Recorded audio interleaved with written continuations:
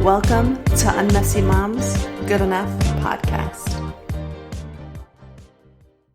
Welcome to Unmessy Moms Good Enough podcast. I'm here with Mary Ann Kerr. She owns and operates Find Your Gold Organizing in Ontario, Canada.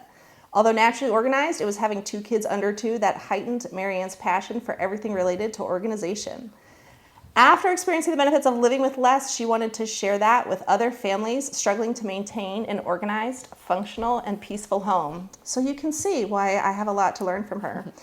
She used to work for the government, and now she has gone to become a full-time in-home organizer. She started that in 2022, and she's never looked back. Welcome, Mary Ann. Thank you so much. Thank you for having me, Lindsay. Yeah, I am so glad you are here. So I found you on Instagram and started following your account and clicking the little heart button here and there. And then you mentioned a blog post about your Buy Nothing year. I have really flirted with the idea of doing a Buy Nothing. I want to be a minimalist, but I'm not at all, even a little bit. And it seems like a good practice and discipline. So I read that blog post and loved it. And I have so many questions as I contemplate doing a Buy Nothing month. So I just wanted to start with letting you say a little bit about yourself if you want to, and tell us a little bit about your Buy Nothing year. Yeah, thanks. Thank you so much. Yeah, so our Buy Nothing year. So it was technically a Buy Nothing New Year. So we could, everyone creates their own rules, right? For their Buy Nothing. It's like you can do whatever you want. We've done Buy Nothing months before where you actually buy nothing. Like you don't buy anything extra other than like your bills. You don't go out for coffee. You don't do any of that, which are actually super satisfying. And like ideally I would have done that for an entire year. It would have been awesome. But I just also know it wasn't realistic for, our kids are 5 and 6 and they have a life and they grow. So we need stuff. So I thought, okay, let's do a Buy Nothing brand new. So our kind of rules were we could still purchase things. They had like items, they had to be secondhand or used. And we could still, go out for dinner when we felt like it, that sort of thing. So anything consumable was allowed and anything secondhand. So that's kind of what our rules were. And it actually went pretty good. Yeah. So my very first thought when I read it was, I can't do that. I'm too busy. And you addressed that in the blog post. So tell me about how much time did it take to find, especially with like the 6-year-old, how are you getting their clothes and how much time are you spending? Yeah.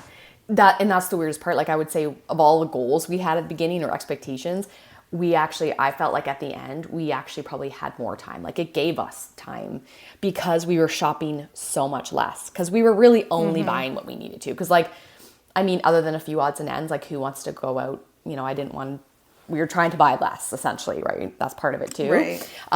So I felt like, yeah, okay, say you need your 6-year-old's pants. Well, so you have to spend a little bit extra effort rather than just like walking into Walmart and walking out. So maybe it's a little bit of extra effort, but honestly, kids' clothes, I'd say, were one of our easiest categories. I found, again, like if you have a 14-year-old who's a bit picky, that might be a bit different. 4 and 6, like that was so easy. They don't care anything.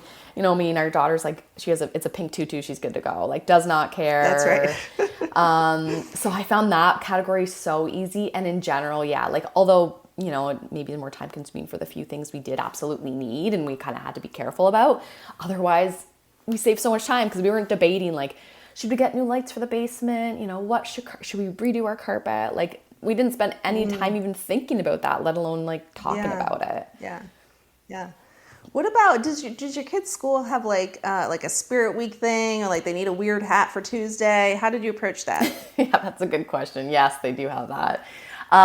Normally we can get away with it. Again, like they're little enough that they forget that they even exist or they don't care. And like, or you can make do like a crazy hat, like, without even as, people consider us to like live minimally, we still probably have, 20 hats somewhere in this house sitting around and you just pin like a something to it. Or like Orange Shirt Day is a big one here. And it is like an important one. Like, and so we didn't have orange t-shirts and you can buy orange t-shirts, but they're obviously be brand new. So we, like Annie, my daughter had like a little peach dress that we did. And then we found a little orange ribbon and just, no, we didn't even have that.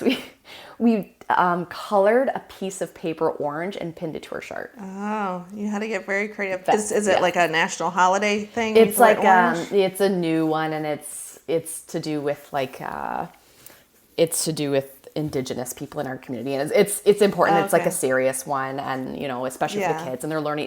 It's new. It's kind of something that's just come to light in our area, and so the kids are learning about it, and they take it really seriously. So Oh yeah, that's Yeah. neat because I'm Yeah. like, well, their color is red and white, so what's the orange for? Oh, What does yes. red and white make orange? I don't know Yes. if that's why they picked it. no, yeah. Very interesting. Yeah. So what categories were hardest? There was really like, I'm sure there's a few. The one that I struggled with the most was buying gifts for other people's kids. So like to get used gifts for my kids, I don't care. They don't care. They don't know the difference. They are totally happy. We found amazing scores for all of their gifts. But to buy for other people's kids, like Leo, our oldest, has just started getting invited to quite a few birthday parties. And so that was coming up a lot. So what we kind of stuck to was getting secondhand books, which in our area are pretty easy to find. Like we struggled a couple times, Yeah. but we were usually going to get like kids books we could find in good shape. And then we gave like a few loonies, maybe like a few dollars, and then some candy. Yeah, that's smart. When my kids were like, when my older one was like 2 or 3, I would do these like reusable gift bags, which of course I ordered from Amazon. But at least hopefully in theory they were reusing them. Yeah. And then I would just be like, Barrett, find like 2 or 3 cars you're not playing with. We're giving them to your Yes. friend. Yes. And then I would stick a $20 bill in there. That was for the guilt. I love that. Yeah, and I felt, and my friends, I mean, I think especially at that age, your kids, the parents are your friends more than your kids, and it's like they know my quirks. Yes. They know my whatever. Yes. But yeah, I do see as they're getting older, it's like you And don't I want to don't be know like the the kid parents. who gives bad Yeah, presents. and I don't know the Yeah, you've parents. never met 'em. Exactly. And then especially if the birthday parties, I have to stay and I'm watching the gift opening and I'm like sweating there, thinking, "Oh God, I'm that mom." Yeah.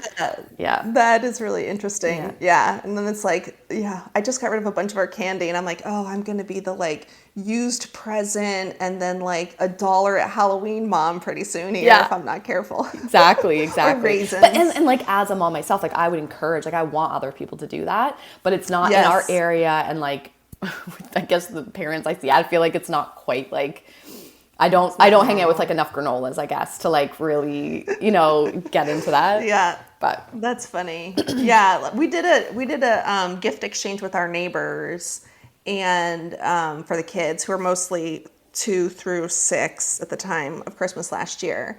And I did used gifts for one kid because I felt like he would really like them, and then I later felt guilty and went on his wish list and bought something from Amazon that came late.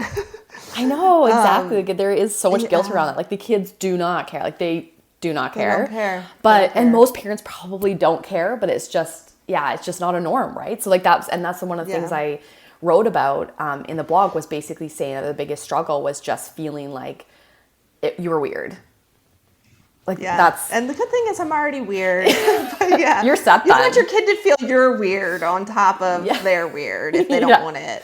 Yeah. Yeah, and I do have that absolute best, neighbors and friends, so that helps. And I did tell them like you can just get me used stuff, but I do think it's this like you have to kind of change the norms within your friend group. That like and it's like I'm happy to. Yeah, I think maybe next time I'll just stick with the $20 thing. I kind of forgot about that. That was like my pre-COVID life, all of which I forgot. Yeah, exactly. And maybe next time that's what I'll do, stick with used gifts and I'd get them from our own toys. Like it's not even, so I'm not even spending money on it, but then I feel cheap. But yeah, I think next time I'll do used toys from our house and then throw in a $20 for like the guilt and go get something fun. Yeah, I love that. And sometimes for the money, like say with the book and candy, we would do like, say they were turning 6, we put $6. And like we have loonies here, so we like do like 6 little loonies on there, and they think that's cool or whatever, and they put it in their piggy bank. Yeah.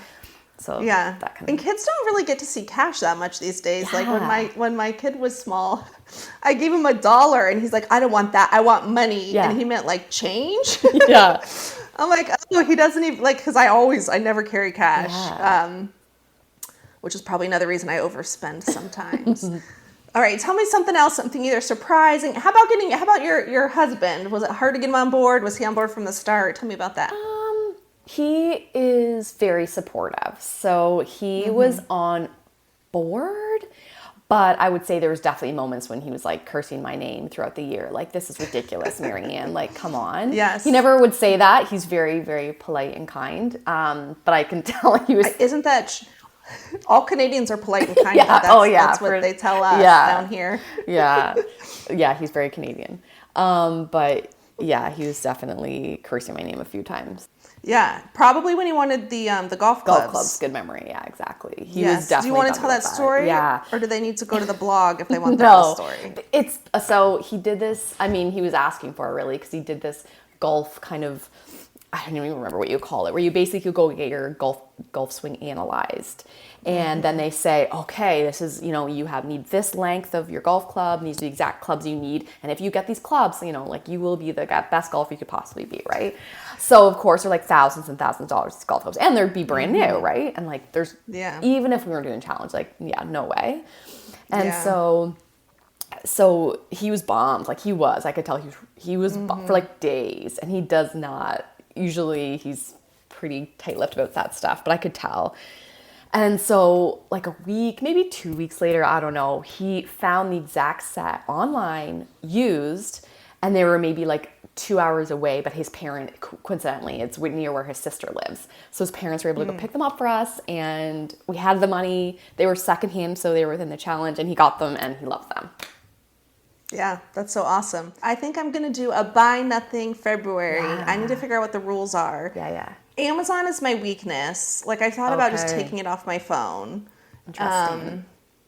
And because I'm so busy, and actually we talked about this via Instagram chat, right? I'm so busy, I'm like, let me just order on Instagram. And then it's like, it's too small. Now I have to either take it to the thrift store or return it or, and then it's like, all right, this was $6. Is it worth my time and energy? Exactly. to go do a Kohl's drop off where I might buy something at the Kohl's. Exactly. And never ending cycle. So I'm going to try. I need to figure out my rules. I think I need to uninstall Amazon from my phone. And remind yourself, like, what would save the most time is just not buying whatever you're buying, because you probably don't need it. There's like a 99% chance you don't need whatever you're about to click on. That's right. I'll probably survive. Yeah. If it's not food, I'll probably survive without it. Yeah. All right. So you have gotten your house organized, you become minimalist, and now you've started a company and you help others. So tell me a little bit about your style with organizing, or like how your personal journey informs your professional organizing. Yeah. So we do in-house organizing. So basically meet a client, we go in, sometimes it's like a room or a couple rooms we're dealing with. Oftentimes it's a bunch of spaces, and that's when we like it the most, because that's when we kind of make the most impact, and we go in and we declutter. That's a huge part of it. It's probably the most time consuming part as a declutter. So just going through literally every single item, in whatever space we're going through. They decide, do they want to donate it, sell it, keep it, whatever. And then we organize the space. So we create categories, and sometimes we add in new products. I mean, that's what people see, right? When they see the home edit, that's when they think of home organization. Yeah. They think of bins and products. Right. And I mean, that's part of it. Like, I don't want to discount that at all. But 99% of it, if we went to a client's house and all we did was declutter, they'd still be 1,000 times better off. Like there's still something there. And then creating categories and, streamlining the whole process and kind of making it work for that family in whatever phase of life they're in. Yeah. I probably shouldn't say this, but I actually hate home edit. Really? Okay. I've never watched it. Isn't that bad? Oh, I haven't seen the show. I followed them on Instagram for a while, and they were driving me so crazy. I unfollowed them. Okay. I think some of the bins that I have from Amazon are home edit products, and I like those products. Yeah. But I hate the Instagram because I was joking with my cousin who likes home edit. I'm like, do they have a restocking clerk? Because if you want my fridge to look like that, there better be a restocking clerk, and he better be just restocking it from behind and then cleaning out the 800 clear bins that are going to be covered in onion peel and, broccoli cast-offs and just looking like garbage. So true. What's your favorite kind of container? If you're buying a container for a pantry, what type of container do you usually recommend? Usually there's like a $10 IKEA one. It's white. It has little handles. It's a good size for a pantry. We use that like in 90% of our projects somewhere in the house. It's probably the most versatile, most all-purpose. But then that's probably the one I see everywhere. Probably, yeah, exactly. Yeah. I think Verriera, I think the name of it. And then there is a home edit one too that we love if you like clear. Home Edit's definitely more into the Yeah. clear stuff. And I do really like clear bins because I'm very out of sight, out of mind. So I like clear bins, and I like to label, put the labels on the outside of the drawer or cabinet because I will never remember what is in the bin, even if I just put something in it. Yeah. So that helps me a lot. Yeah. All right. Well, is there anything else you wanted to add? I want you to do your month, and I'm excited for you. You want me to do my month? All right, Yeah. we will check back in, at least on Instagram, but maybe if I ever do a Buy Nothing year, you have to come back on the full podcast. For sure. My husband is not very spendy, so he would probably suffer from the one thing he needs. And I'm like, no. I'm an Amazon addict, so you can't have it. All right. Well, thank you so much for your time. This was so lovely to have you here. I know. Thank you. Yeah. So just to remind folks, this is Mary Ann, and she runs Find Your Gold in Ontario, Canada, and she does do in-home services, but she also has a super lovely Instagram, also called Find Your Gold, and a blog. So please do check her out. Also, she's funny, which you probably already got from the podcast, but her Instagram and her blog are funny, so you will like them. All right. Thank you, Lindsay. So I'll talk to you soon. Thanks for listening to this episode of Unmessy Mom's Good Enough podcast. Make the day unmessy, and we'll see you next time.